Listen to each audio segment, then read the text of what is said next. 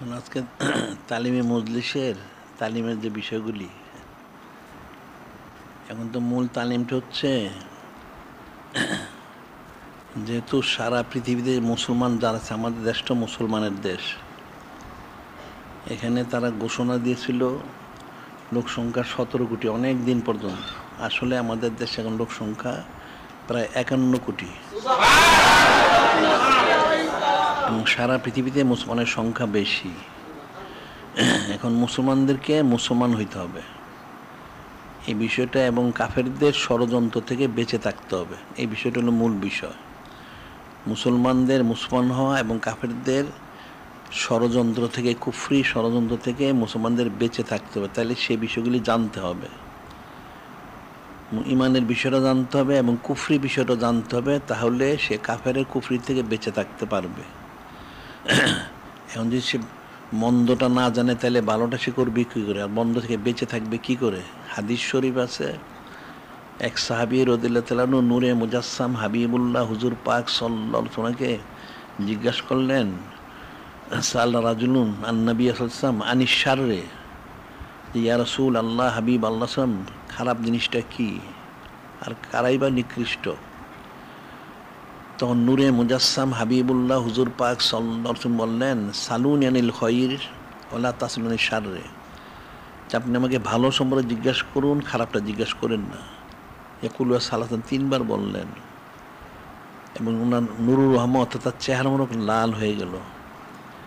তো সেই সাহাবী রাদিয়াল্লাহু বললেন, ইয়া রাসূল আল্লাহ, ইয়া হাবিব আল্লাহ সাল্লাল্লাহু আলাইহি সাল্লাম, আমরা যদি মন্ত্রটা না জানি তাহলে আমরা বেঁচে থাকবো কি করে? তখন বললেন, ইন্না শাররে শিরারুল উলামা, ইন্না খায়রাল খায়রে খিয়ারুল উলামা, সৃষ্টির নিকৃষ্ট হচ্ছে যারা ওলামায়ে সু, আর সৃষ্টির শ্রেষ্ঠ হচ্ছেন যারা ওলামায়ে হক্কানি রব্বানি, ওনারা। সুবহানাল্লাহ। এই জিনিস জানা দরকার আছে, ঠিক খারাপ জিনিসগুলো জানা দরকার আছে। কোরআন শরীফ আল্লাহ বলছেন, ইন্না শাররাদ দাওয়াব ইনদাল্লাহিল্লাযিনা কাফারু ফাহুম লা ইউমিনুন, সৃষ্টির নিকৃষ্ট হচ্ছে যারা কাফির, ঈমান আনে না। এবং আরো বলছেন, ইয়া আইয়ুহাল্লাযিনা আমানু ইন্নামাল মুশরিকুনা নাজাসুন, ঈমানদার নিশ্চয় যারা মুশরিক তারা হচ্ছে অপবিত্র, নাপাক। তাহলে মুসলমানদেরকে নাপাকি থেকে এবং সেই নিকৃষ্ট প্রাণী থেকে বেঁচে থাকতে হবে।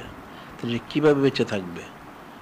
এই জন্য আমরা বলে থাকি যে এটা সকলের জন্য, এটা সন্তান জন্মগ্রহণ করলে যেমন বয়স্ক লোকদের একই হুকুম।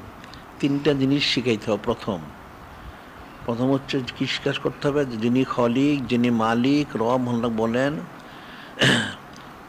প্রত্যেকের জন্য প্রথম শিক্ষা দিতে হবে তাকে, প্রত্যেকে কুনু রব্বানিন, যে তোমাদেরকে আল্লাহওয়ালা, আল্লাহওয়ালি হইতে হবে। কারণ এই মানুষের ইন্তেকাল করতে হবে, কুল্লু নাফসিন যায়কাতুল মউত, প্রত্যেক মৃত্যুবরণ করতে হবে। তাহলে কোথায় যাবে সে? যদি সে ইমানদার না হয় তাহলে সে জাহান্নামে যাবে, নাউজুবিল্লাহ। এই জন্য শিক্ষা দিয়ে তোমাকে আল্লাহওয়ালা হইতে হবে প্রথম, 1 নাম্বার। 2 নাম্বার, আল্লাহওয়ালা হইতে গেলে তার বাধা আসবে, অর্থাৎ তার শত্রুরা বাধা দিবে। তাহলে শত্রু কারা সেটা তাকে চিনতে হবে। এখন সাধারণভাবে যখন বলা হচ্ছে কোরআন শরীফে, লা তাজিদান্না আশাদ্দান নাস আদাওয়াতাল লিল্লাযিনা আমানুল ইয়াহুদাল্লাযিনা আশরাকু, নূরে যিনি খলিক, যিনি মালিক, তিনি করেন, তোমাদের সবচেয়ে বড় শত্রু হল ইহুদি, তার হচ্ছে মুশরিক। শত্রু চিনতে হবে, অর্থাৎ সমস্ত কাফের। এখন একটা মানুষকে, মুসলমানকে সে আল্লাহ হইতে হবে, শত্রু থেকে বাঁচতে হবে। সে বাঁচবে কি করে? সে গায়ের জোরে বাঁচতে পারবে না। তাকে বাঁচতে হলে তার ইমানিকত বৃদ্ধি করতে হবে। তাহলে ইমানিকত সে কীভাবে বৃদ্ধি করবে? ইমানিকত তো বললেই বৃদ্ধি হয় না। ইমানিকত বৃদ্ধি করতে হলে একজন কামেল শায়েখ বায়াত গ্রহণ করে সবক নিয়ে জিকির ফিকির করতে হবে। আলা বিযিকরিল্লাহি তাতমাইন্নুল কুলুব, যিনি খলিক, যিনি মালিক, তিনি করেন, সাবধান হয়ে যায়, আল্লাহ ওনার জিকিরের দ্বারা অন্তরটা ইসলাহ হয়, ইমানিকত বৃদ্ধি হয়, ওলি আল্লাহ হয়। তাহলে 3টা জিনিস প্রত্যেক মুসলমানের জন্য ফরজে আইন। তার নিয়ত আল্লাহওয়ালা হওয়া, শত্রু চিনা এবং তার ইমানিকত বৃদ্ধি করা। ইমানিকত ছাড়া সে কখনোই পারবে না। হযরত সাহাবায়ে কিরাম রাদিয়াল্লাহু তাআলা আনহুম, ওনারা যে সারা পৃথিবী বিজয় করেছিলেন, এখন তো মুসলমানের ইতিহাস জানে না। এখন তোমরা কতটুকু জানো? তোমরাই জানো।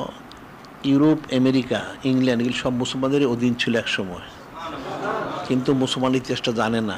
এত কিছু সমস্ত পৃথিবী কী করে মুসলমানরা বিজয় করেছিলেন? একমাত্র কারণ হচ্ছেন ইমানি কুওয়াত। ইমানি কুওয়াতের দ্বারাই ওনারা কামিয়াবি হাসিল করেছিলেন। তখন ছিল তিনটা এদের কথিত তাদের পরাশক্তি, রোম, পারস্য, ইয়েমেন। যখন নূরে মুজাসসাম হাবিবুল্লাহ হুজুর পাক সাল্লাল্লাহু আলাইহি ওয়াসাল্লাম বদরের জেহাদে কুরাইশদেরকে মানে কঠিনভাবে পরাস্ত করলেন, তখন কিছু লোক এই রোম, পারস্য এবং ইয়েমেনের সংবাদ পৌঁছাইল যেখানে এখানে নূতন একটা শক্তি পয়দা হয়েছেন, মুসলমান ইমানদার, কাজে আপনারা সাবধান থাকেন।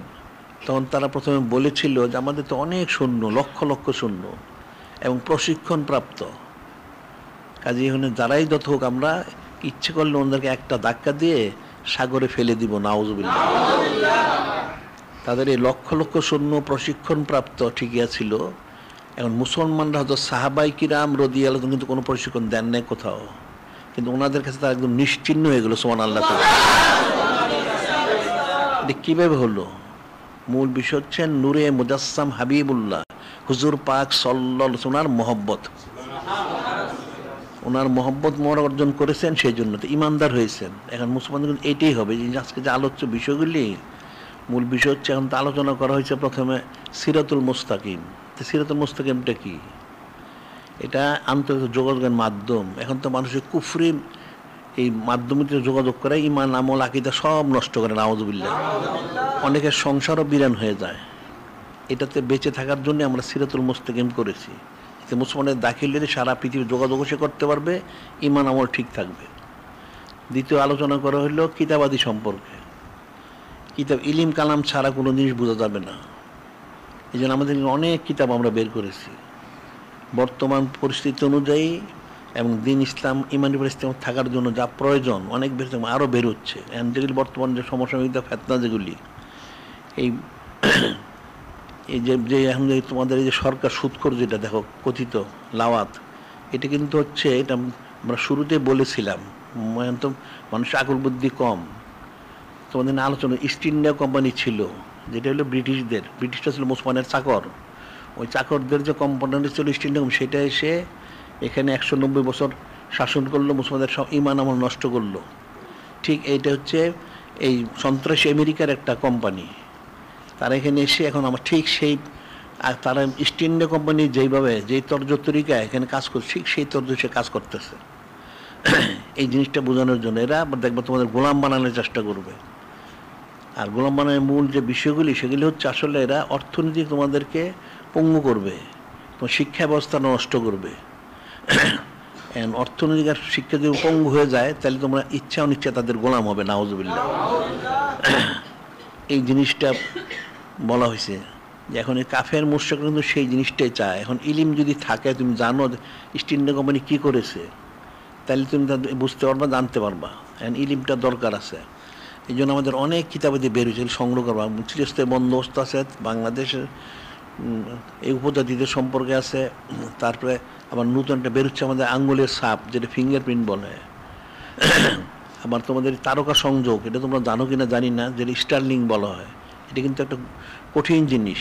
এটা দিয়ে সমস্ত মুসলমানদের তথ্যগুলি সংগ্রহ করে পাচার করে দেবে এবং সমস্ত দেশের মধ্যে এটা অরাজকতা সৃষ্টি করবে। এটা কোথায় কি করেছে সেটার ইতিহাস সহ আমাদের একটা কিতাব, এটা ছাপাখানায় আছে, বেরোবে কয়েকদিনের মধ্যে। এর তোমরা সংগ্রহ করবে, অনেক এই ধরনের অনেক কিছু আছে। এবং এই লাওয়াতের কী পরিণাম, সেটা একটা কাসাসুল কোরআন, সেটা বের হয়েছে, ছোটো কিতাবই সংগ্রহ করবে।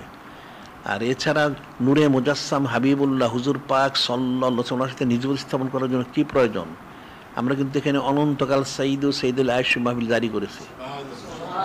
আবার এখানে আমরা সুন্নত প্রচার কেন্দ্র করেছি।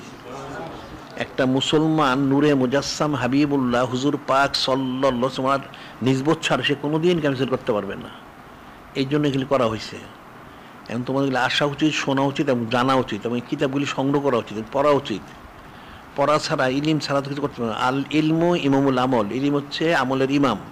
এই জন্য কিতাবের কিছু সংবাদ তোমাদেরকে দেওয়া হয়েছে। আমাদের অনেক কিতাব রাসূলের সহ প্রায় 600-র বেশি, মাসিক আল বাইনের 300-র বেশি, আর দৈনিক আল ইসলাম সবতে হাজার হাজার বের হয়ে গেছে পর্যন্ত। এগুলি পড়তে হবে, তাইলে বুঝতে পারবা। আর এরপরে যেটা আলোচনা করা হয়েছে, এখন এখানে এই বন্দর হোক, বা কথিত করিডোর বা উপজাতি, আসলে এগুলো হচ্ছে আদিবাসী। এগুলি দিয়ে এই বন্দর দেওয়া আর করিডোর দেওয়ার অর্থ হলো বাংলাদেশটা বিক্রি করা। এখন মানুষ বুঝেও করতে পারে না বুঝো, এটা মনে রাখবা। আর উপজাতি মানে এটা তারা হচ্ছে পার্বত্য এলাকাটা জুদা করার জন্য। এই কাফেরগুলি কিন্তু তাদের অনেক পরিকল্পনা। এরা 300 বছর আগে, 300 পার হয়ে গেছে, 1145 হিজরিতে সমস্ত কাফেরগুলি, ইহুদি নাসারা সব কাফের একসাথে আর একটা চুক্তি করেছিল যে 300 বছরের মধ্যে মুসলমানদেরকে পৃথিবী থেকে তারা মিটিয়ে দিবে। নাউজুবিল্লাহ। ওই 300 বছর শেষ হয়ে গেছে কিন্তু এই 1445 হিজরিতে শেষ হয়ে গেছে। এরা অনেক কোশিশ করেছে, কিন্তু এখন কাফেররাই কিন্তু মিটা যাচ্ছে আস্তে আস্তে। এই জিনিসটা তাদের যে ষড়যন্ত্র চক্রান্তর বিষয়টা, সেক্ষেত্রে এখন তারা কিভাবে কি করবে সে তাদের নিজেই তারা অস্থির হয়ে গেছে। এখন আফ্রিকায় ক্ষতি করেছে, মধ্যপ্রাচ্যে ক্ষতি করেছে, এখন আমাদের দিকে আসছে ক্ষতি করার জন্য। মুসলমানের সংখ্যা কম, কিন্তু তাদের মুসলমানের সংখ্যা কিন্তু কমতেছে না। মুসলমানের সংখ্যা বৃদ্ধি পাচ্ছে, কাফেরদের সংখ্যা কমতেছে। এই যে গাজাবাসীদেরকে অনেক তারা শহীদ করেছে, কিন্তু দেখা যায় গাজাবাসীদের অনেক সন্তানও জন্মগ্রহণ করতেছে। এখন ইউরোপ আমেরিকার জনসংখ্যা অনেক কম। আমরা একটা জরিপ করতেছি, তোমার জরিপ আমরা বের করব যে সারা পৃথিবীতে মানুষের সংখ্যা কত। এটা কিন্তু মুসলমানের সংখ্যা এদের চেয়ে অনেক বেশি, এটা মুসলমানরাও জানে না। কাফেরদের যে ষড়যন্ত্র চক্রান্ত, এটা নানাভাবে তারা করে যাচ্ছে। আমাদের দেশে যখন তারা 16 লোকজন বেশি, এই জন্য নানান রকম ষড়যন্ত্র তারা করে যাচ্ছে। তো এখন এই বন্দর দেওয়া, করিডোর দেওয়া বা এই পার্বত্য এলাকা নেওয়া, এটা হচ্ছে তাদের একটা কথিত পরিকল্পনা। তারা কিন্তু মধ্যপ্রাচ্য যেটা আগে ছিল খেলাফত, এই খেলাফতটাকে তারা নষ্ট করে তারা চেয়েছিল সমস্ত এলাকাটাকে নিজেদের মধ্যে ভাগ করে নেওয়ার জন্য, কিন্তু ভাগ করে নিতে পারে নাই। এখন চাচ্ছে এই এলাকাটা ভাগ করে নেওয়ার জন্য। না, সেই বিষয়গুলি তোমাদের ইলিমটা অর্জন করতে হবে। আমাদের কিতাবগুলি যেগুলো সে সংগ্রহ করে পড়লে এটা বুঝতে পারবা। এই জন্য কিতাবের বিষয়ে আলোচনা করেছে। আর এদিকে করিডোর, বন্দর, তারপর উপজাতি, আদিবাসীটা তো মানুষ মাসাল্লাহ জানেই না আদিবাসী কী। তাই আদিবাসীটা জানতে, আদিবাসী আমাদের কিতাব বের হয়েছে, এটা সংগ্রহ পড়বা। এরপরে বলা হয়েছে জাকাত সংক্রান্ত বিষয়, জাকাত ওসর। তো জাকাত ওসর হচ্ছে, এটা হচ্ছে কাফেররা ষড়যন্ত্র করে। যেমন আমাদের দেশে দেখবা যে চামড়া শিল্পটা নষ্ট করে দিছে। তোমরা জানো কিনা জানি না, হয়তো অনেকে জানতে পারো। চামড়া শিল্প তো নষ্ট করে দিছে। এই গরু চামড়া, খাসির চামড়া কোরবানির সময় বিক্রি হয়, এটা কিন্তু অনেক দামে, 4,000 4,500 টাকা বিক্রি হচ্ছে। খাসি 300 টাকা বিক্রি হচ্ছে। এখন বিক্রি হয় খাসির চামড়া 5 টাকা 10 টাকা, গরু বিক্রি 100-200 টাকা। কেন করেছে এটা? এটার পিছনে অনেক ষড়যন্ত্র। একটা ষড়যন্ত্র হইল এই টাকাগুলি দিয়ে দিনী প্রতিষ্ঠানগুলি চলতো, মাদ্রাসাগুলি। যাতে মাদ্রাসা না চলতে পারে, দিনী প্রতিষ্ঠান বন্ধ হয়ে যায়, এই জন্য কাফেরদের একটা ষড়যন্ত্র। কারণ অর্থনীতি যখন মন্দা হবে, তখন সব জায়গায় মন্দা সৃষ্টি হবে। এটা তারা করেছে। ঠিক এরকম সবগুলি তারা কোশিশ করে যাচ্ছে যে মুসলমানদের শিক্ষা ব্যবস্থাটাকে ক্ষতি করার জন্য। তাই জাকাতটা, ওষুধটা, কোরবানির চামড়া, এই যে বিষয়গুলি, এগুলি মুসলমানের সতর্ক থাকতে হবে। আর জাকাত যদি কেউ না দেয়, এটাকে যদি খায়, তাহলে সে হারাম খাবে। হারাম খেলে তারা যদি কোনো কবুল হবে না। ওষুধটা যদি না দেয়, মানুষ ওষুধের মশলা জানেই না। ফসল যে ফলে, যেটা আপসে আপ ফলে, সেটা 10 ভাগের 1 ভাগ দিতে হয়। আর যে পরিশ্রম করে ফলে 20 ভাগের 1 ভাগ দিতে হয়। এটা না দিলে যে সে যে খায়, এটা হচ্ছে হারাম খাবে। আর যে হারাম খায়, তারা কিন্তু কোনোটা কবুল হবে না। সে ন্যাক পথে থাকতে পারবে না, অসৎ পথে যাবে। এই জন্য জাকাত ওষুধের কথা বলা হয়েছে। এবং এরপরে যে সার্বিক তোমাদের আলোচনা করা হলো বিষয়গুলি, এগুলো হচ্ছে নিজের ইমান, আমল, আকীদা শুদ্ধ রাখার জন্য বিষয়টা। এখন এই যে সূরা ফাতিহা শরীফ, আমরা যে সবসময় বলে থাকি, সূরা ফাতিহা শরীফ কিন্তু সবাই, তোমরা যারা নামাজ পড়ো পরবর্তী দিন, কতবার পড়ে? কমপক্ষে 32 বার পড়ে। কীভাবে? 17 রাকাত ফরজ, 3 রাকাত বিতির ওয়াজিব, আর 12 রাকাত সুন্নতে মুআক্কাদা, 32 বার পড়তে হয়। এখানে কি বলা হয়েছে? এখন তো এই সূরা ফাতিহা শরীফ, যিনি খলিক, যিনি মালিক, রহমান, ওনার সানা সিবত করা হয়েছে, ঠিক আছে। এরপর কি বলা হয়েছে? বলছে তোমরা দোয়া করো, ইহদিনাস সিরাতাল মুস্তাকিম সিরাতাল্লাযিনা আন'আমতা আলাইহিম। এখানে বলা হচ্ছে যে আল্লাহ পাক আমাদেরকে আপনার হাবিব, মাহবুব, নূরে মুজাসসাম হাবিবুল্লাহ হুজুর পাক সাল্লাল্লাহু আলাইহি ওনার পথটা দান করেন, ওনার পথ দান করেন। তুমি কিন্তু প্রতি রাকাতে এটা বলতেছো। এরপর কি বলো? গায়রিল মাগদুবি আলাইহিম ওয়ালাদ-দাল্লিন আমিন। তাদের পথ দিবেন না, কাদের পথ? যারা গজবপ্রাপ্ত বিভ্রান্ত ইহুদি নাসারা কাফের মুশরিক। এটা তোমরা প্রতি রাকাতে দোয়া করো, এটা ফিকির করবা যে প্রতি রাকাতে তুমি দোয়া করতেছো যে আল্লাহ পাক আমাদেরকে আপনার হাবিব মাহবুব নূরে মুজাসসাম হাবিবুল্লাহ হুজুর পাক সাল্লাল্লাহু আলাইহি ওয়াসাল্লাম ওনার পথটা দান করুন এবং কাফের মুশরিকদের পথ থেকে পানা দান করুন। কিন্তু তুমি কোন পথে চলো ফিকির করো। মুসলমানদের বুঝেই না তোমরা এখন কোন পথে চলতেছো। তোমাদের আমল লাগলে এখন চরম দেখবো সারা দেশে বেহায়া বেপর্দা। কোরআন শরীফ হাদিসে পর্দা করা ফরজ, কিন্তু সবাই বেপর্দা হচ্ছে এখন। আওমুন নাস আলেম জালেম সুফি সব, নাউজুবিল্লাহ। ছবি তোলা কারাকা হারাম, সারা পৃথিবীতে ছবির জন্য মুসলমানরা ছবি চলতেছে, নাউজুবিল্লাহ। কুল্লু মুসাফিরিন ফিন্নার, প্রত্যেক ছবি তুলনা জাহান্নামী। কারা করছে? কাফেরা করাচ্ছে। এখন দেখুন দেশ শাসন করতে গণতন্ত্র প্রয়োজন, নাউজুবিল্লাহ। এটা কোনো শরীয়তের ইসলামের কিছুই না, কিন্তু সেটা মুসলমানরা করে যাচ্ছে। তাহলে তুমি কোনটা পালন করো? গণতন্ত্র কার জানো তোমরা? এটা তো গ্রিক থেকে আসছে, আধুনিক অঞ্চল। Abraham Lincoln. আব্রাহাম লিঙ্কনকে তার পরিচয় কি? পরিচয় জানো অনেকে। আব্রাহাম লিঙ্কন তার জীবনীতে একবার সে নিজে লিখছে, তার বাবা খ্রিস্টান, মা ইহুদি, তার মা হচ্ছে অবৈধ সন্তান, সে নিজে অবৈধ সন্তান, নাউজুবিল্লাহ। তার মতবাদটা তোমরা পালন করো, এখানে তোমরা কিসের মুসলমান হয়েছ? তার মতবাদ তোমরা পালন করো। আল্লাহ পাক বললেন ইন্না দ্বীন ইনদালিল ইসলাম, একমাত্র দিন হচ্ছে ইসলাম। তুমি দিন ইসলাম ছেড়ে আব্রাহাম লিঙ্কন অনুসরণ করো, কাফেরদের অনুসরণ করো, তাহলে তুমি তোমার হাসন নসর কোথায় হবে? আল মারু মা মান হাব্বা, হাদিস যে যাকে মহব্বত করে সে তার সাথে তার হাসন নসর হবে। এই বিষয়গুলি বোঝানোর জন্য এখন মুসলমানদের এখন সতর্ক হওয়ার সময়। এখন মুসলমানরা কিন্তু কাফেরকে অনুসরণ করতে লজ্জাবোধ করে না, নাউজুবিল্লাহ। কিন্তু নূরে মুজাসসাম হাবিবুল্লাহ হুজুর পাক সাল্লাল্লাহু আলাইহি ওয়াসাল্লাম ওনাকে অনুসরণ করতে লজ্জাবোধ করে, নাউজুবিল্লাহ। এটা হচ্ছে হীনমন্যতা। হীনমন্যতা বুঝো? হীনমন্যতা, হীনর থেকে নিচ, মন্যত মন, নিচু মন। এরা দিন ইসলাম পালন করতে লজ্জাবোধ করে, কাফের কুফরিটা করতে লজ্জাবোধ করে না, নাউজুবিল্লাহ। তাহলে তুমি কি করে মুসলমান থাকবে? এখন তোমাকে আগে মুসলমান হইতে হবে। তুমি খাকি মুসলমান হইতে পারো, তখন তোমার জন্য কামি। আল্লাহ বলছেন কানা হাক্কান আলাইনা নাসরুল মুমিনিন, আমার হক হচ্ছে, যদিও কার প্রতি হক নেই, তারপর হক হচ্ছে আমি মুমিনদের সাহায্য করা। হযরত সাহাবাই কিরাম রাদিয়াল্লাহু তাআলা ওনারা যে কামিল করলেন, হাকিকি মুমিন হয়েছিলেন। এখন যে মুসলমান মুমিন হইতে পারে তখন কামিল করবে, কিন্তু মুমিন কোথায়? ইমানই তো নাই, সারাদিন কুফরি কাজ করে, হারাম কাজ করে, তো কেমনি হবে? এই যে দেখো তোমাদের এই যে এদের যে আধুনিকতার নাম দিয়ে, যেমন আগে ওই মানুষ ছবি দেখতো, নানানখানে ঘর বানায় রাখছিল সিনেমা হল, এখন সেক্ষেত্রে নিয়ে আসলো ঘরে, সেটা কি টিভি।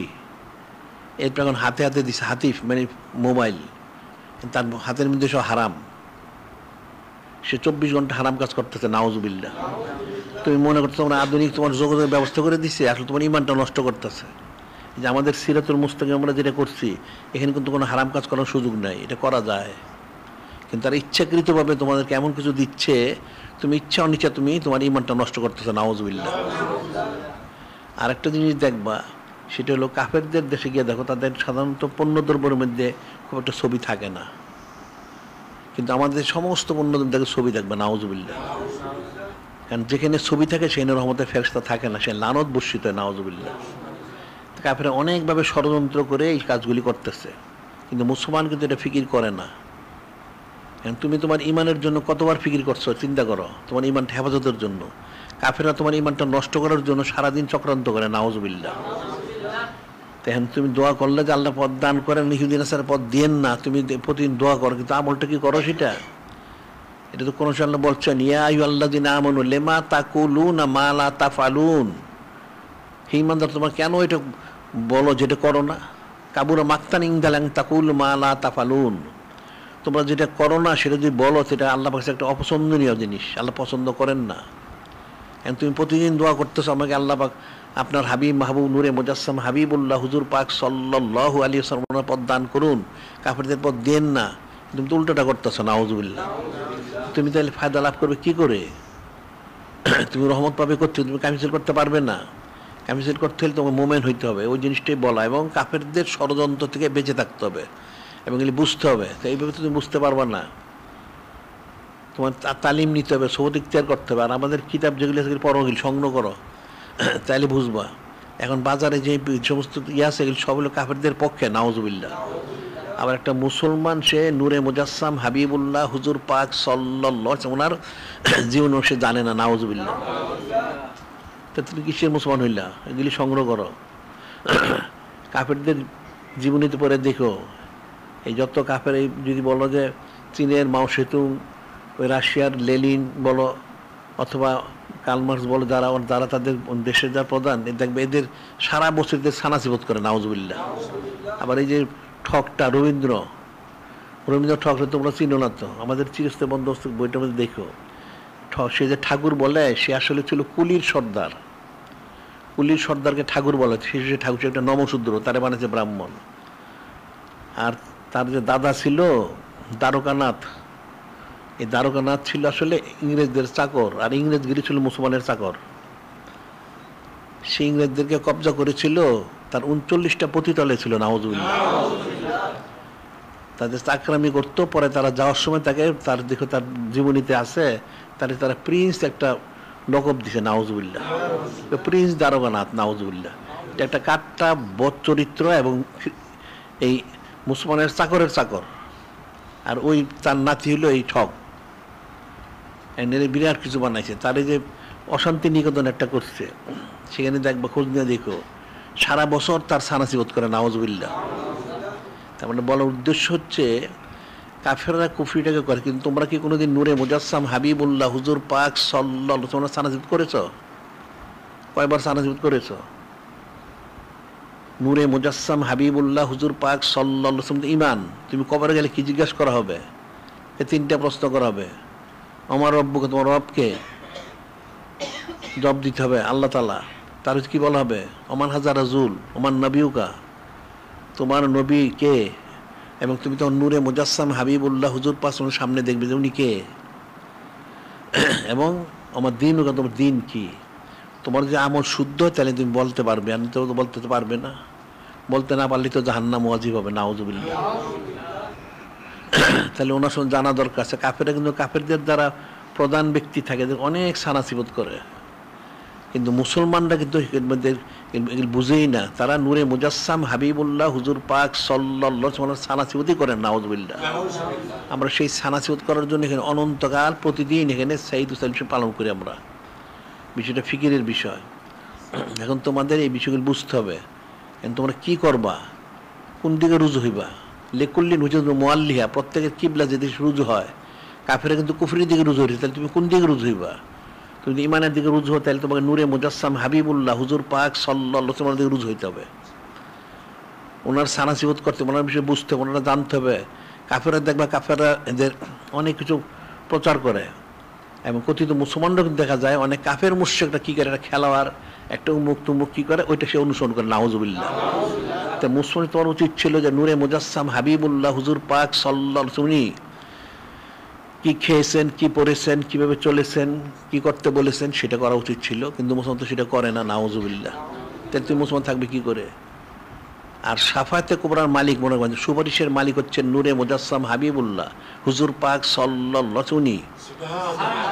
ওনাকে যদি খুশি করতেন তাহলে তো সুপারিশ করবেন না উনি, তো তুমি তো জাহান্নামে যাবে, নাউজুবিল্লাহ। বিষয়টা অনেক কঠিন।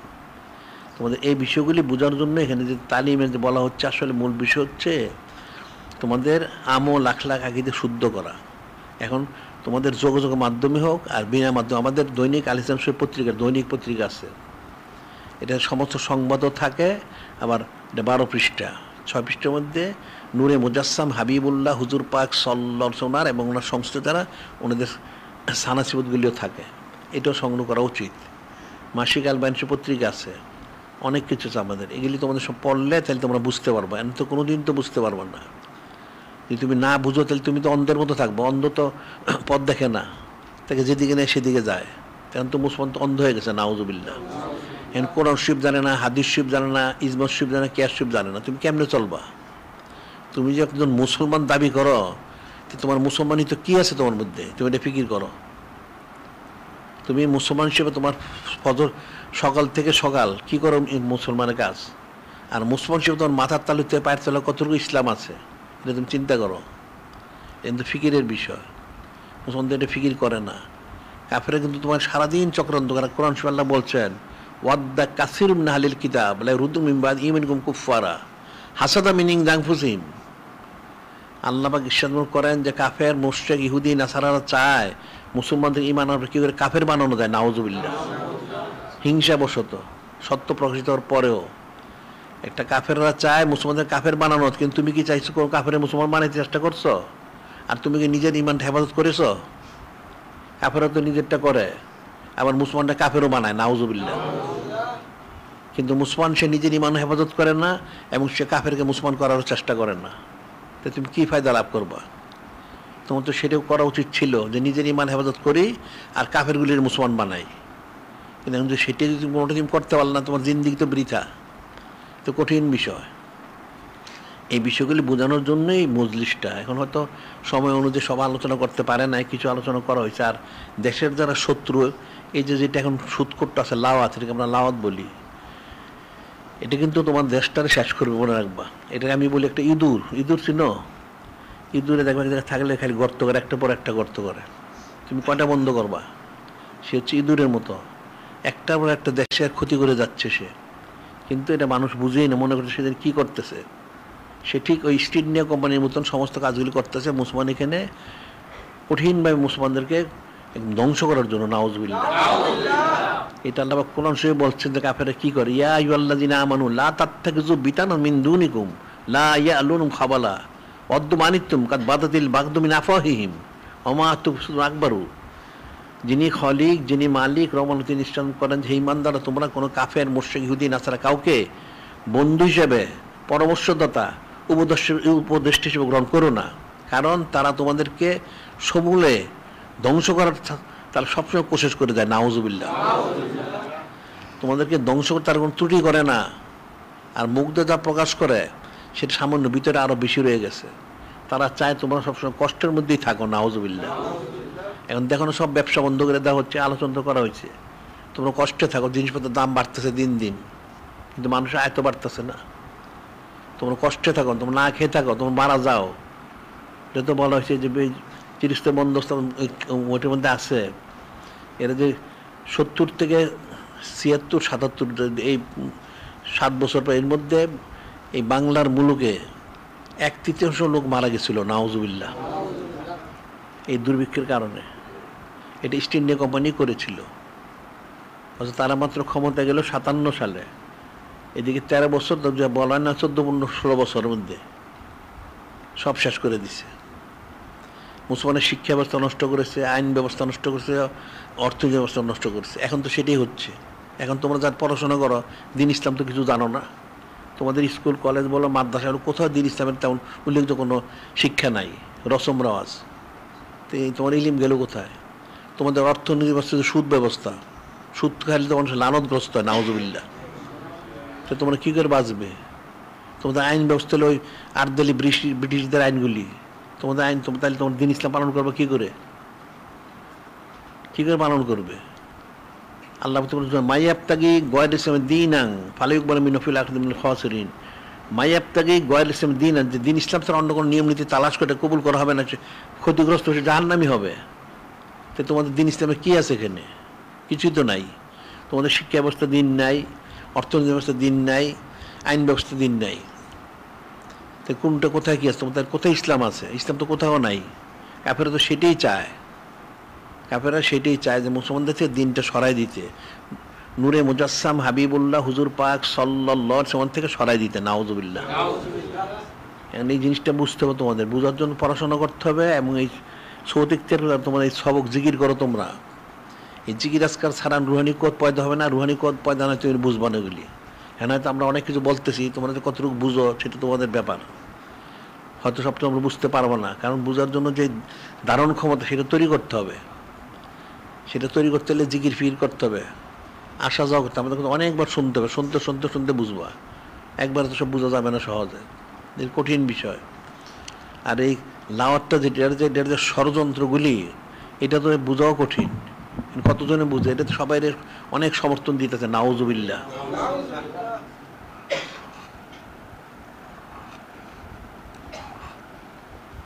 আমরা তো শুরুতে বলছিলাম যে এটা একটা কাট্টা নাস্তিক, ইহুদিদের, সে হলো ইহুদিদের একটা গোলাম। তোমরা কিন্তু জানো না, সে হলো ইহুদিদের গোলাম, এক মসুর সুদখোর। সে তো জীবনে কোনো দেশ পরিচালনা করে না, করতে জানেন না। সে ইহুদিদের পরামর্শ অনুযায়ী সব কাজগুলি করে, আর মুসলমানরা তাকে সমর্থন দিচ্ছে, সে অনেক কাজ করতেছে, নাউজুবিল্লাহ। সম্পূর্ণ মিথ্যা কথা। আর সে একটা কঠিন একটা প্রতারক, একটা মিথ্যাবাদী, মুনাফেক। তাহলে এদের দ্বারা তোমরা কী ফায়দা লাভ করবা? তোমাদের এই জিনিসটা বোঝা উচিত ছিল। এখন এরা পয়সা খরচ করে এদের ক্ষমতাটা নিচ্ছে।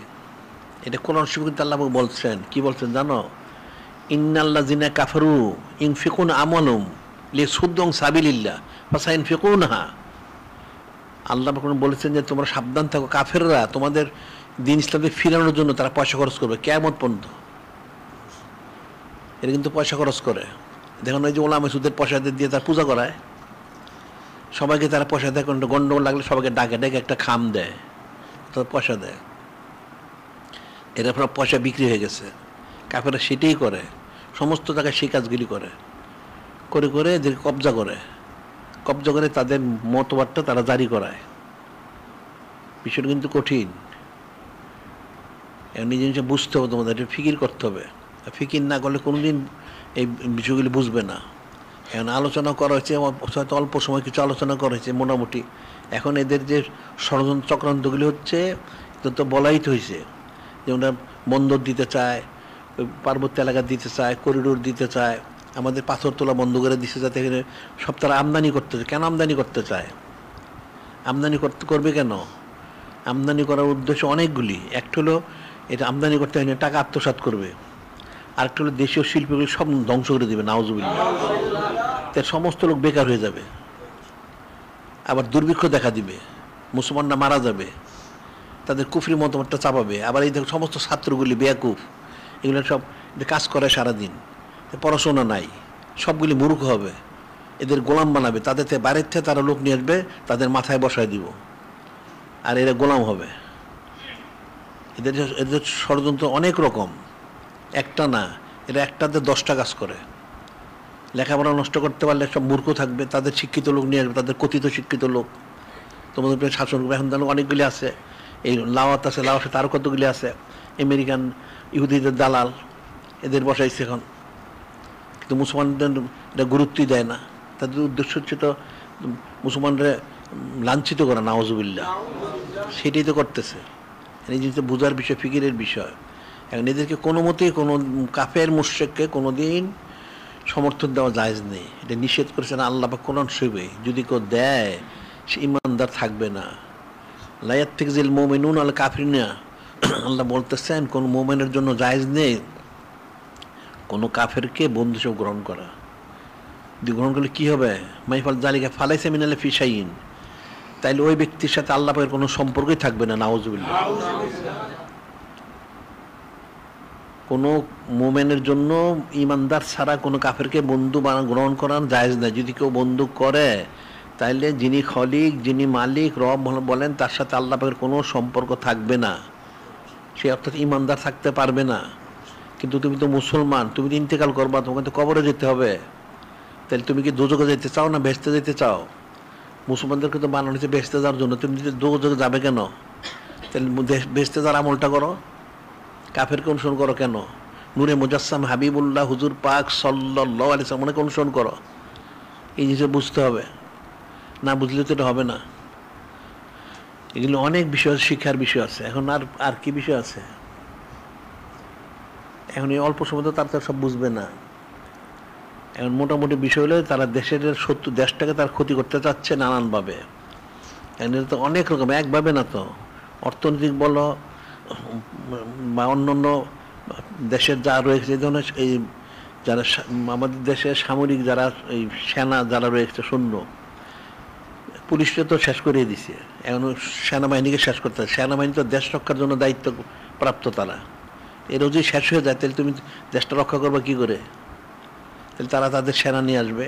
ওই দেখো না আফ্রিকা, ইউরোপে কী করে, আফ্রিকা, মধ্যপ্রাচ্যে, আফ্রিকা তো দেশগুলি সব শেষ করে দিচ্ছে। এই যে সুদানে মারামারি কাটাকাটি শুরু করছিল, এটা আপাতত বন্ধ হয়েছে। তারপরে দেখো পাকিস্তান আর আফগানিস্তান একটা এটা দ্বন্দ্ব লাগানোর চেষ্টা করছে মুসলমানকে ধ্বংস করার জন্য, একটা আপাতত স্থগিত আছে। অ্যান্ড গাজাবাসীদের ফেতনা করছে, ফিলিস্তিন গাজা মুসলমানদের মধ্যে ফেতনার চেষ্টা করছে, সব জায়গায় এরম করে। কাফের সেটা ইরানদের এখনও শেষ করতে চাইছিল, পারে নাই।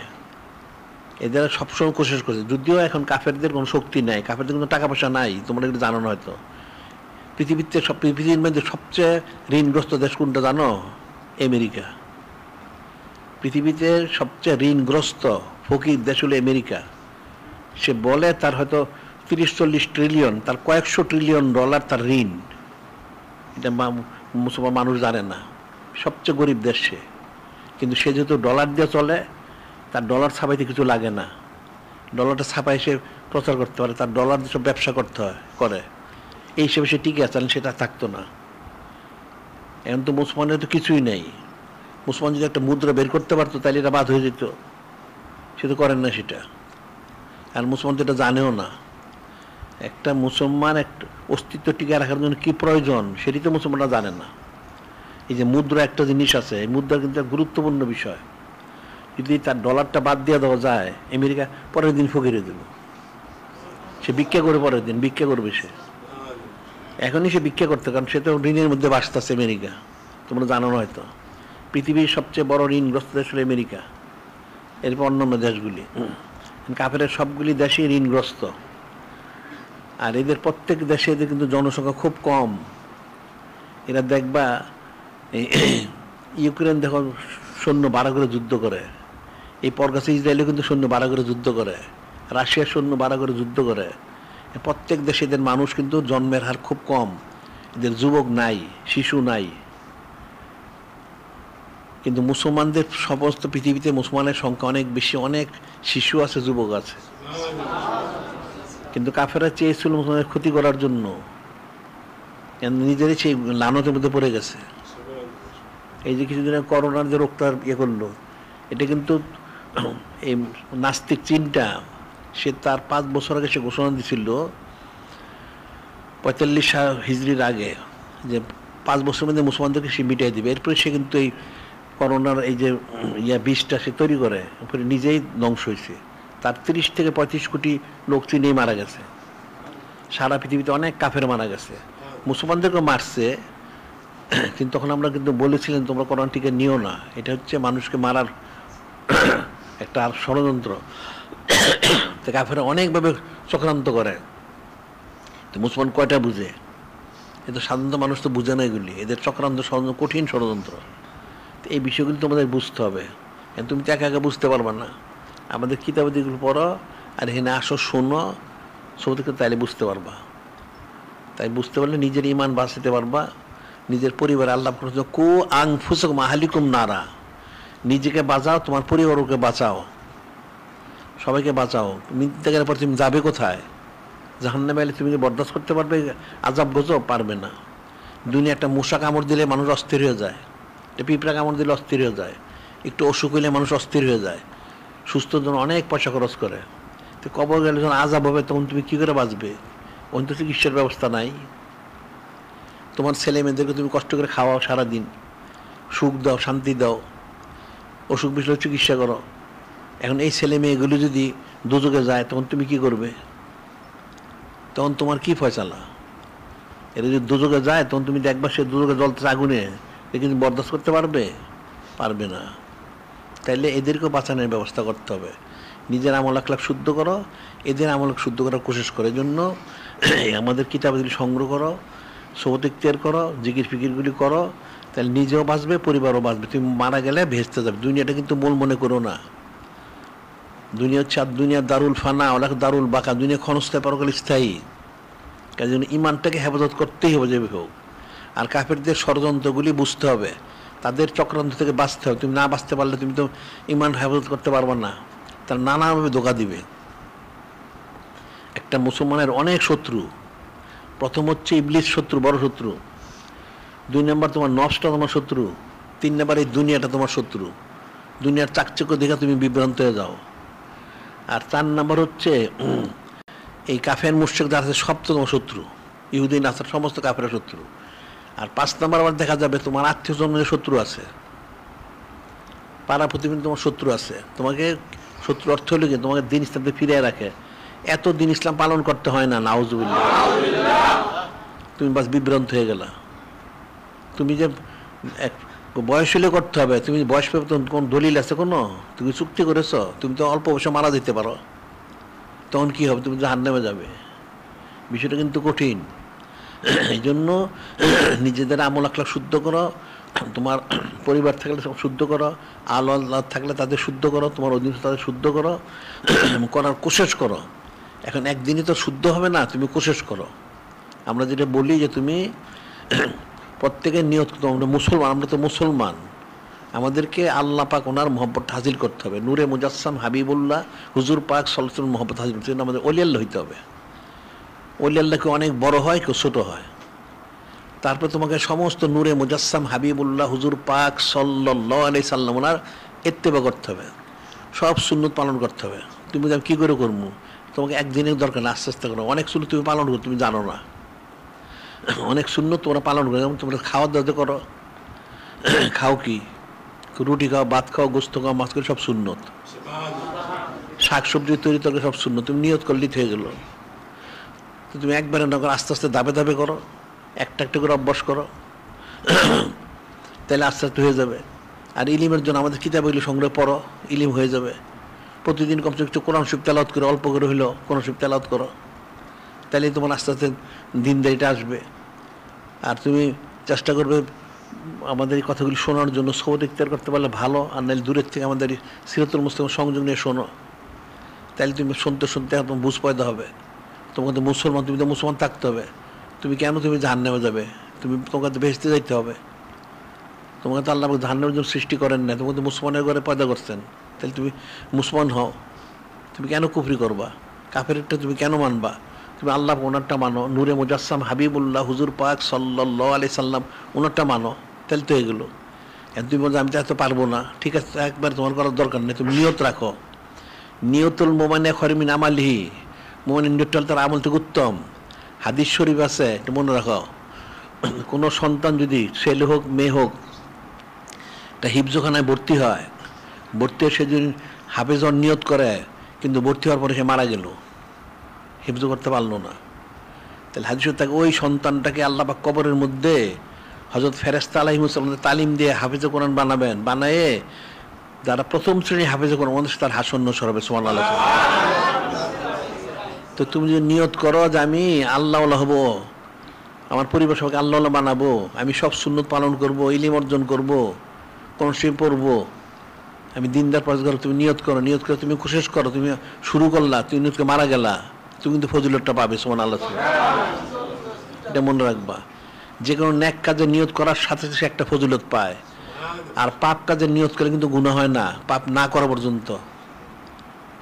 আল্লাহ পাক তো অনেক নূরে মুজাসসাম হাবিবুল্লাহ হুজুর পাক সাল্লাল্লাহু আলাইহি ওয়াসাল্লাম ওনার সম্মানার্থে এই উম্মতকে অনেক ফজিলত দিচ্ছেন। একটা লোক একটা গুনাহ করলে হাদিস শরীফে থাকে 6 থেকে 8 ঘন্টা সময় ওই বাম দিকের ফেরেশতা লেখেন না, ডান দিকের ফেরেশতা বলে আপনি লিখেন না, এখন দেখেন সে ন্যাক কাজ তবা করে কিনা।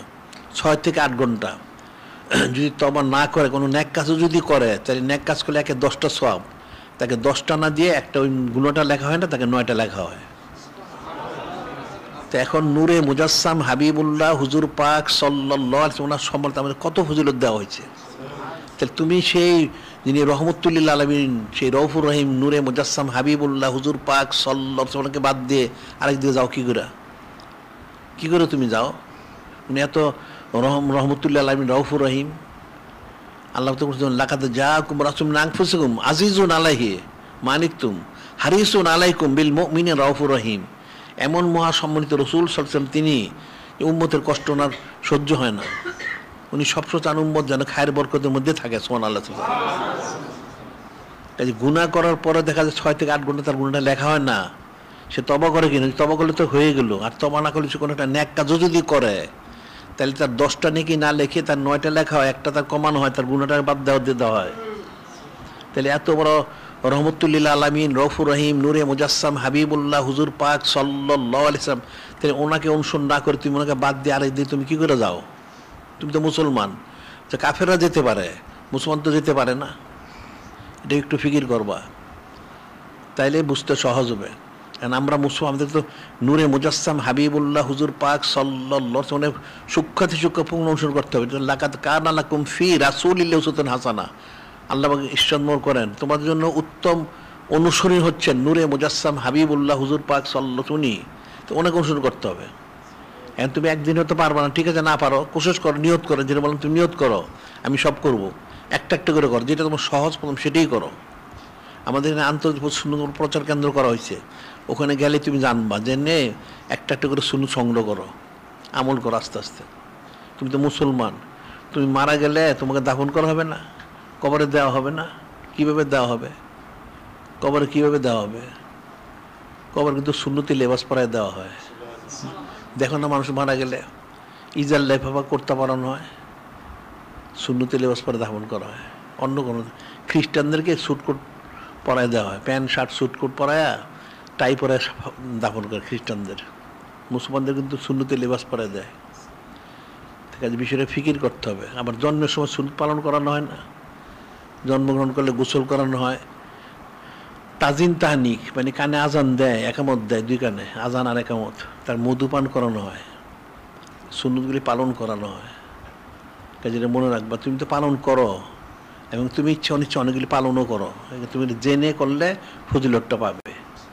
আর তুমি নিয়ত করলে আমি আস্তে আস্তে করবো, তুমি যতটুকুই পারো, একটা করো দুইটা করো, করতে থাকো না, মাসে একটা করো না, 2 মাসে একটা, 3 মাসে একটা করো, অসুবিধার কি আছে? আস্তে আস্তে করো, একসময় তুমি হয়তো মঞ্জিল মুক্তে পৌঁছবে। একটা লোক যদি বলে যে আমি মদিনা শরীফ যাবো, সে যদি হেঁটেও রওনা দেয় একদিন সে পৌঁছবে, যদি হায়াত থাকে একদিন পৌঁছবে।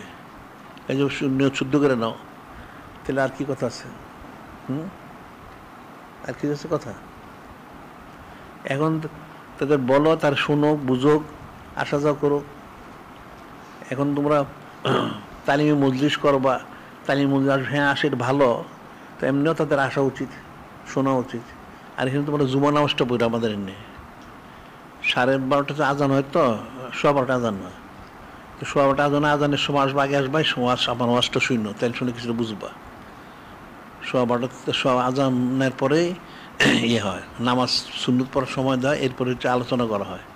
তোমার জুমা নামাজটা পড়ো, তাইলে বুঝতে পারবা। তোমার তো ইলিম কালাম, তোমার তো তালিম নাই।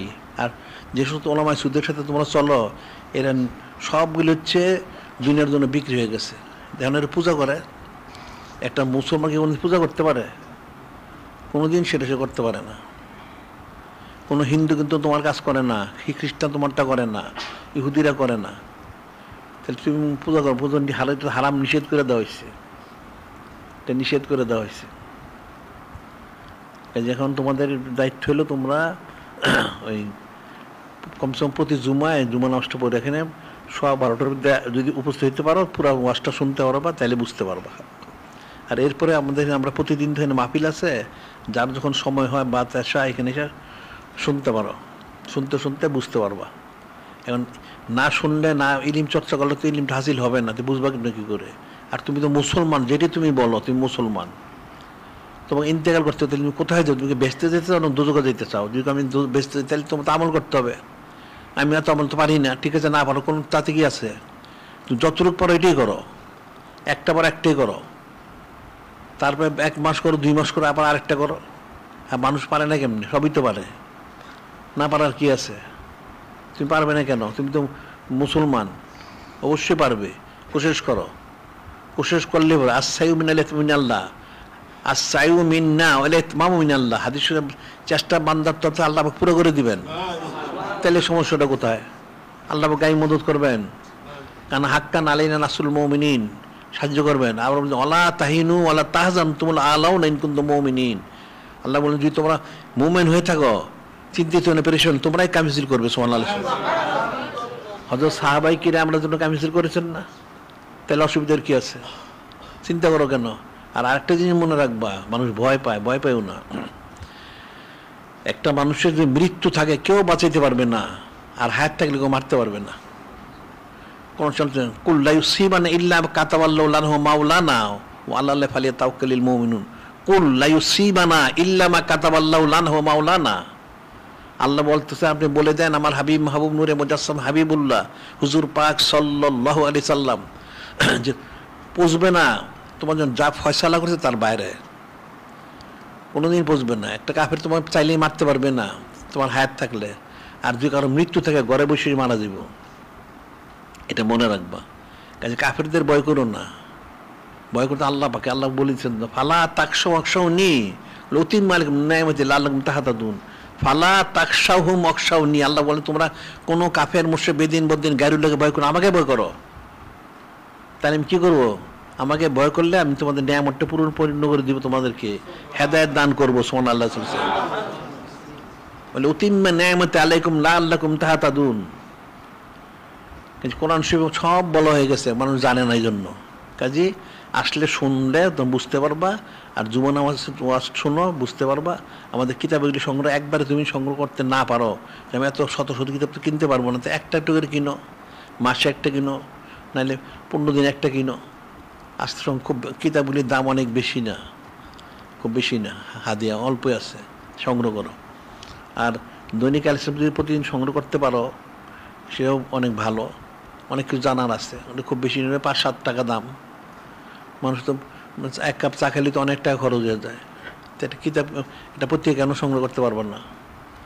এগুলি করতে হবে ঈমান হেফাজতের জন্য, আমল হেফাজতের জন্য, কাফেরদের থেকে বাঁচার জন্য এগুলি সব করতে হবে, এটা মনে রাখবা। হ্যাঁ হ্যাঁ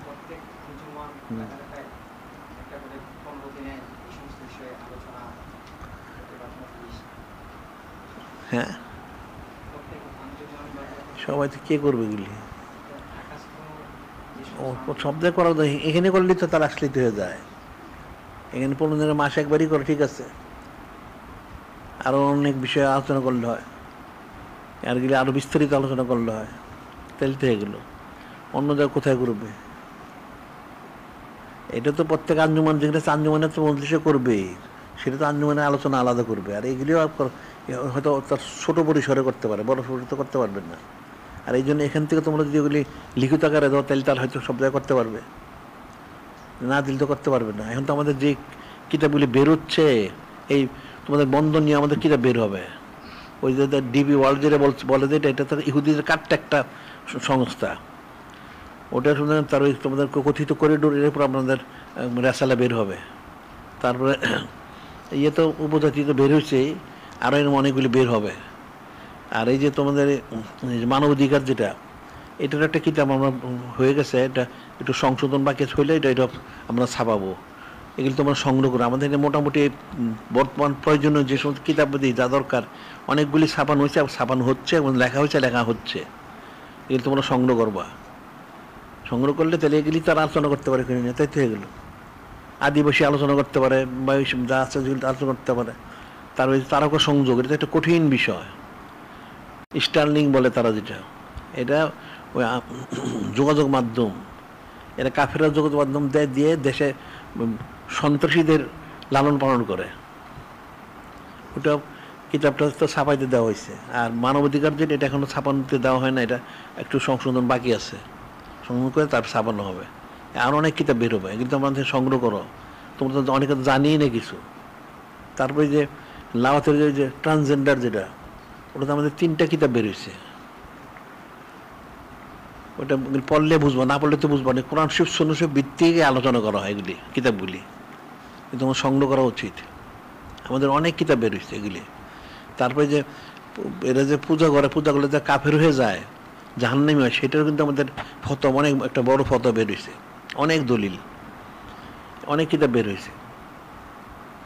এগুলি এসে আমাদের এখানে বিক্রয় কেন্দ্র আছে, এখানে যোগাযোগ করলে তোমরা পাবে, সংগ্রহ করতে পারবে। সব এটা কিন্তু এই সমস্ত কিতাব অন্য কোথাও পাবে না, কেউ এগুলি প্রকাশ করে নাই। আর এই যে কাসাসুল কোরআনটা বেরিয়েছে, এটাও খুব বড় না, ছোটো কিতাবই। এটা যে এই লাওয়াতের যে কি পরিণাম, সেই বিষয়টা কিন্তু বিস্তারিত এখানে দেওয়া হয়েছে। হযরত লূত আলাইহিস সালামের সময় এটা ছিল, সব ধ্বংস হয়ে গেছে। এগুলো অনেক কিছু আছে এর মধ্যে, এখন সব তো তোমাদের এই অল্প সম্ভব বোঝানো যাবে না। আর কোরআন শরীফ হাদিস অনেক আছে। এগুলি তোমরা জুমার নামাজ পড়লে এখানে আমরা কোরআন শরীফ জুমাতে অনেকগুলি আলোচনা করি, অনেকগুলি এই বিষয়গুলি, আর শুনলে কিছু বুঝতে পারবা। অনেক বুঝার ফিকিরের বিষয় আছে। প্রত্যেক আঞ্জুমানে তো কাজ করবে, আঞ্জুমানে কাজ করলে আঞ্জুমানে তারা তো অত বড় আলোচনা করতে পারবে না। এই জন্য তোমরা আঞ্জুমানটা জোরদার করো। এখানে আঞ্জুমান জোরদার হলে তো সব জায়গায় জোরদার হয়ে যায়। আর তারপরে যে আঞ্জুমানে জোরদার করবে, আঞ্জুমান তোমরা করতে পারবা না, ইমানি কোচ ছাড়া করবে কেমনে? তোমাকে শয়তান অসসে দিব, নফস অসসে দিব, কাফের অসসে দিব, তুমি আঞ্জুমানতে বিচ্ছিন্ন হয়ে যাবে। নাউজুবিল্লাহ। আঞ্জুমানতে বিচ্ছিন্ন তুমি তো থাকতে পারবা না। থাকতে হলে তোমার ইমানি কোচ দরকার। তুমি কেন আঞ্জুমান করবা? নিজের ইমান হেফাজতের জন্য, তারপরে দিন ইসলামিস্টটা বোঝার জন্য, এবং দিন ইসলামটাকে জারি করার জন্য, কাফেরদের থেকে বাঁচার জন্য। এই জিনিসটাকে বুঝতে হবে। তো এটা না বুঝলে তুমি কেমনে করবা? এটা বুঝতে হলে তো ইমানি কোদ দরকার। ইমানি কোদ না থাকলে হবে না। একটা লোক একটু অসুস্থ হলে নামাজ পড়লো না, নাউজুবিল্লাহ, তার ইমানি কোদ নাই। নামাজ তো তাকে পড়তে ফরজে আইন। যত অসুস্থ দাঁড়াইতে নামালে বসে পড়তে নামালে শুয়ে পড়বে, পড়তে হবে। চক্ষু যদি খোলা থাকে আর হুশ যদি থাকে, তাকে নামাজ পড়তেই হবে। তো বিষয়টা তো এরকমই। এখানে তো কোনো রোগশোধ নাই। এটা হলো ইমানি কোত। একটা মানুষ একটু ক্লান্ত শ্রান্ত নামাজটা পড়লই না, নাউজুবিল্লাহ, তার ইমানি কোত আসলে নাই। ইমানি কোটটা বাড়াইতে হলে তোমার জিকির ফিকির করতে হবে। এই বাদ এসে বাদ ফত দুরুশ্বই পাঁচ আনপাস করো এবং সৌদ ইখতিয়ার করো বেশি বেশি। তাইলে তুমি আস্তে আস্তে ইমানি কোত বাড়লে তখন তুমি নিজেই সব করতে পারবা, তোমাকে আর বলতে হবে না। একটা যখন রেলগাড়ি চলে, ইঞ্জিন একটা টানে, একটা ইঞ্জিনে অনেকগুলি বগি টানে, 20, 30, 40টা। ওই ইঞ্জিনটা যদি ফৌত হয়ে যায়, সব মুর্দা, একটাও চলবে না। তো সবার ইঞ্জিন হওয়া উচিত, ইঞ্জিন হওয়া সবাই। তাইলে আর তোমার ইয়ে করতে, তাহলে তুমি আস্তে তুমিই পারবা। তো ইঞ্জিন হবে কী করে? জিকির আজকার করো, রুহানি কোত ইমানি কোত বৃদ্ধি তখন পারবা, এছাড়া তো পারবে না। ইঞ্জিন হওয়ার আগ পর্যন্ত কিন্তু তোমার ওই ইঞ্জিনের পিছনে বগি হয়ে থাকতে হবে। তুমি বগি হয়ে থাকতে না পারো, তো তুমি তো কোনটাই পেবেন না। বিষয়টা তো ফিকিরের বিষয়। তাই আর কি কথা আছে কোনো? হ্যাঁ হ্যাঁ, এত কথা আছে। উপায় আবার কি? তৈরি করতে হবে মুদ্রা, মুদ্রা তৈরি করতে হবে। এন মুসলমানের তো এদের কলিজায় সাহস নাই, করতে পারেন না, নানান রকম সমস্যা। এগুলি শক্ত করেই করতে হবে। কাফেরদের ভয় করতে। আমেরিকা কি উল্টাইব? আমেরিকা তো গাজাবাসীর সাথে পারে নাই, ইয়েমেনের সাথে পারে নাই, ইরানের সাথে পারলো না। আমেরিকা আসলে আমেরিকা কিছুই নাই, তোমরা তো জানো না, সব ফকির। এরা সব ফকির। আমেরিকা বলো, রাশিয়া বলো, চীন বলো, সব ফকির। মুসলমানরা আসলে ইমানি করতে অভাবের কারণে তারা পারে না। ইমানি করতে শক্ত করে না, দেখবার কিছু করতে পারবেন না। আমাদের দেশে 51 কোটি প্রায় মুসলমান, গাজাবাসীতে মাত্র 20-30 লক্ষ, সেখানেই পারে নাই। সেখানে পারবে কর্তিকা? হ্যাঁ, কোনোদিন পারার কথা না, এটা মনে রাখবা। ইমানি করতে বৃদ্ধি করে দেখবে সহজ হয়ে দিব। আর কাফেরদের কোনোদিন ভয় করো না, ভয় করো আল্লাহ, ওনাকে ভয় করো, ওনার হাবিব সলসম, ওনাকে ভয় করো, তাইলে সব ঠিক হয়ে, আর কোনো কিছু লাগবে না। তাহলে আর কি আছে? তাহলে ঠিক আছে, আজকে বন্ধে থাকুক, ঠিক আছে।